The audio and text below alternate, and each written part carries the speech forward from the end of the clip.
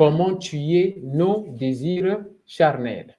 Ma sœur, mon frère, ceci est très important de comprendre que chaque jour, toi et moi, nous sommes confrontés à des problèmes de ce monde. Et cela nous amène, ma sœur, mon frère, au péché, si on ne fait pas attention. J'aimerais dire à quelqu'un ici que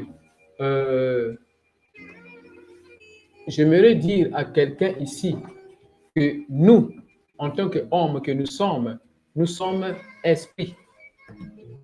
Nous sommes esprits. Si on comprend ce que je vais bientôt expliquer ici dans 3 minutes, nous allons valoriser notre vie spirituelle. Nous sommes esprits. Dans le livre de Genèse, chapitre 1, lorsqu'on lit là-bas, on va comprendre que Dieu a dit « Faisons l'homme à notre image. » Faisons l'homme à notre image. Et Dieu a fait l'homme à son image. Et la Bible dit qu'il a fait l'homme mâle et femelle. Donc, ça veut dire Adam et Ève. Spirituellement parlant, Adam et Ève étaient déjà créés. Quelque temps après, lorsqu'on va continuer la lecture, à partir de Genèse 2, nous allons voir que Dieu maintenant a formé Adam physique. OK? Et après, il a mis l'esprit à l'intérieur. Maintenant, l'homme a 3 parties. L'homme a 3 parties. Nous avons ici ce qu'on appelle l'esprit d'abord. La première partie de l'homme, c'est l'esprit. C'est-à-dire, dans la création de l'homme, Dieu a créé l'homme esprit. Nous devons le savoir. Dans la création de l'homme, Dieu a créé homme esprit. C'est d'abord homme esprit qui existait. Voilà pourquoi Dieu dit à Jérémie le prophète que je te connaissais avant que tu ne sois dans le ventre de ta maman. Alors, qu'est-ce que cela veut dire? Le Jérémie esprit était déjà connu par Dieu lui-même parce que c'est lui qui l'a créé. Et pourquoi Dieu a créé l'homme physique? C'est parce que la terre avait été créée où la terre devrait être managée, devrait être contrôlée, devrait être travaillée. La terre devrait être cultivée. Donc, il fallait un contact entre l'homme et la terre. Et ce contact-là, il faut qu'il y ait une liaison. Et la liaison ici, c'est le corps. Donc, le corps devient la liaison entre l'homme esprit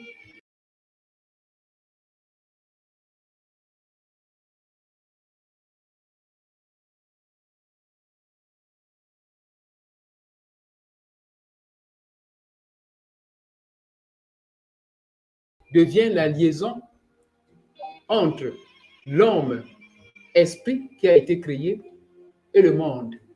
Dans ce monde, ma soeur, mon frère, pour y vivre, je vous dis la vérité, toi et moi, on a besoin du corps.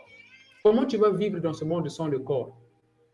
Voilà pourquoi les démons, quand ils viennent nous attaquer, il y a des gens qui sentent que comme un esprit qui est en train de le toucher. Vous voyez un peu, ces démons-là, ils prennent ce qu'on appelle un corps. Voilà pourquoi on les appelle des êtres esprits. Toi et moi, nous sommes êtres humains, mais Jésus-Christ, il est le numéro 1 de l'être esprit. Donc, les anges du diable sont des êtres esprits. Les anges de Dieu sont des êtres esprits. Donc, ces êtres esprits-là ont la capacité de prendre un corps pour faire bouger les choses. Mais toi et moi, étant êtres humains, on n'est pas des êtres esprits. OK? On n'est pas, à moins que vraiment on soit vraiment suspect. Hein? On est êtres humains. Nous sommes des êtres humains. Donc, l'être humain, ici, a un corps physique. Et ce corps physique, lui, avait été donné afin de rentrer en contact avec le monde. Voilà pourquoi tu vas voir qu'il y a des gens qui sont morts. Lorsque on regarde ça souvent dans les films, tu vas voir que la personne n'a pas la capacité de toucher l'objet. L'esprit n'a pas la capacité de toucher l'objet. L'esprit voit, mais il n'a pas la capacité de toucher l'objet. Pourquoi? Parce que le corps n'est plus. Donc, il faut bien comprendre, ma soeur, mon frère. Dans l'homme, il y a le corps, il y a l'esprit, il y a l'âme. Je parle d'abord du corps. Le corps nous avait été donné pour être en contact avec le monde. Donc, le corps devient ici l'intermédiaire, ok, entre l'homme esprit et le monde. Là, déjà, on comprend. Maintenant, l'esprit, c'est le vrai toi. L'esprit, c'est le vrai moi. Donc, l'homme est esprit. La Bible dit, l'homme est esprit. Il a une âme et il vit dans un corps. Donc, le corps nous a été donné pour vivre, pour y vivre. Voilà pourquoi Adam qui était créé spirituellement devait avoir un corps physique pour rentrer en contact avec le monde, pour cultiver la terre. Et quand Adam a été créé physiquement, il était encore mort. Le corps d'Adam, le corps physique d'Adam était mort jusqu'à ce que l'esprit était soufflé sur les narines et le corps, la Bible dit que le corps, c'est-à-dire le corps d'Adam est devenu ce qu'on appelle une âme vivante. Vous voyez? L'âme est venue. Donc, la première création de l'homme, la première création de l'homme est spirituelle. C'est l'esprit d'abord. Et après, c'est le corps. La deuxième création de l'homme, c'est le corps. Et la troisième, c'est l'âme. Donc, j'explique ici, d'abord, c'est l'esprit qui a commencé au début de l'homme, c'est l'esprit. Deuxièmement, c'est le corps physique dans la création. Troisièmement, c'est l'âme. Dès que le corps physique avait été créé, on a soufflé, Dieu a soufflé l'esprit et l'esprit a donné l'âme pour que le corps puisse vivre. Donc, ici, j'explique que le corps de l'homme ne peut que fonctionner s'il y a l'âme. Suivez ça bien. Le corps de l'homme ne peut que bouger, fonctionner s'il y a l'âme. Donc, l'âme, c'est une partie spirituelle qui contient ce qu'on appelle la conscience. L'âme, c'est une partie spirituelle qui contient ce qu'on appelle la mémoire, l'essence. C'est l'âme qui nous permet de bouger. Et lorsque, à l'hôpital, une personne est dans le coma, ça veut seulement dire que la personne n'est pas encore morte parce que son esprit est encore vivant, mais son âme est déjà morte. Ou bien son âme est en train de mourir. Voilà pourquoi la personne n'a plus la conscience, la personne n'arrive plus à parler. Vous voyez ce que ça... J'explique, ça c'est le mystère des choses spirituelles. Il faut connaître ça. Parce que le problème, toi et moi, on ne connaît pas ça. On ne veut même pas connaître ça. Voilà pourquoi toujours gaspiller vie spirituelle dans la vie. Bon, ça dit que après le corps, autant que koufa, tout que part. Voilà pourquoi on se comprend n'importe comment. Lorsque une personne est dans le coma, l'esprit vit encore. Voilà pourquoi le docteur dit qu'il est encore vivant. Mais l'âme est morte, ou bien l'âme est en train de mourir. Parce que l'âme, c'est la partie de la conscience. L'âme, c'est la partie des sens. C'est là où on a des sentiments, c'est là où on a des émotions, c'est dans l'âme. Maintenant, regarde bien. L'âme reçoit la parole de Dieu. L'âme reçoit les informations. L'âme reçoit l'éducation. Et tout ce que l'âme reçoit dans ce monde affecte l'esprit de l'homme. Si tu reçois la parole de Dieu, ton esprit sera vraiment bien. Mais si tu reçois la parole du diable, la parole des gens de ce monde, ton esprit sera mauvais. Tu deviens mauvais, un homme mauvais dans l'esprit. C'est ce qu'on appelle l'état d'âme de la personne est vraiment gaspillé. Et ça dépend de ce que toi et moi on entend. Les camarades que tu rencontres, les amis que tu fréquentes, les places que tu fréquentes.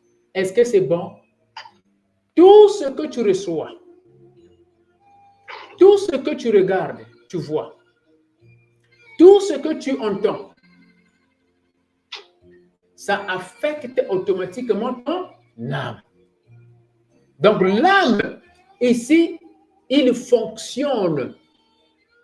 Il est comme, comment on appelle ça? L'âme ici conçoit. Voilà, c'est ça ce que je disais en anglais, dans le service en anglais.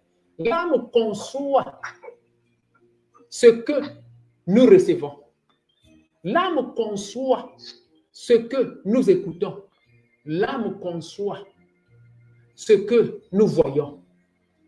Tu regardes les mauvais films, les films qui ont de mauvais messages, automatiquement ton comportement va changer. Si l'enfant suit les films qui sont mauvais, je te dis la vérité, l'enfant là aura une âme gaspillée et ça va influencer négativement son esprit. Voilà pourquoi les gens peuvent dire que l'enfant là est sorcier. Nous sommes casés et société. Mais le problème, c'est quoi? Il a suivi trop de mauvais trucs et ça a influencé son comportement et son esprit.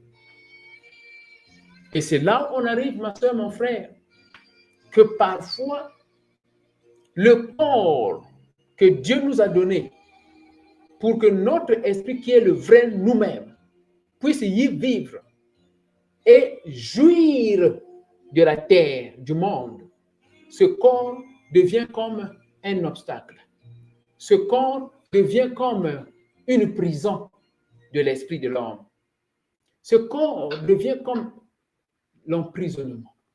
L'esprit que Dieu nous a donné, qui est le vrai nous-mêmes, ne vit plus à l'aise. Pourquoi? Parce que le corps que Dieu nous a donné, nous l'avons exposé nous-mêmes au mal. Ou alors, l'environnement dans lequel nous nous trouvons nous a exposés, nous a causé du tort. On commence à afficher ce qu'on appelle les désirs charnels. Voilà pourquoi le titre de mon enseignement aujourd'hui, c'est « Comment tuer vos désirs charnels ?» On va voir les étapes. Prenez note, prenez votre cahier et votre stylo. Comment tuer nos